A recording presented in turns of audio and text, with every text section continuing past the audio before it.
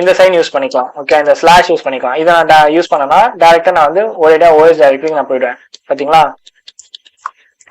Slash போட்டேன். நம்ம இப்ப எங்க வந்துட்டோம்னா அந்த பின் ஃபோல்டர் காட்ட வந்த பாருங்க, அந்த இடத்துக்கு வந்துட்டேன்.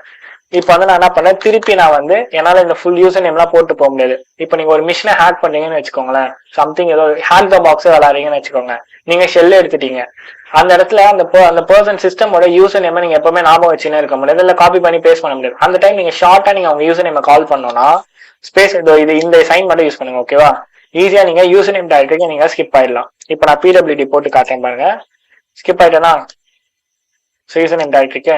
சோ இதுதான் நம்ம இதோட ஒரு சில அட்வான்டேஜஸ். ஓகேவா, இல்ல நான் இப்ப வந்து ஒரு ஸ்டெப் நான் பின்னாடி போனோம்னா நீங்க ஆஸ் யூஷுவல் இந்த மாதிரி நீங்க பின்னாடி போய்க்கலாம். இந்த மாதிரி நீங்க எத்தனை போகணுமோ அத்தனை டைரக்டரி வந்து நீங்க அதுக்கு டாட் வச்சுக்கலாம். ஓகேவா, வச்சுக்கலன்னா இப்ப நான் அகைன் வந்து 2 ஸ்டெப் நான் வந்திருக்கேன்ல, ஸோ நான் இங்க இருக்காங்க 2 ஸ்டெப் நான் வந்து திருப்பி அகைன்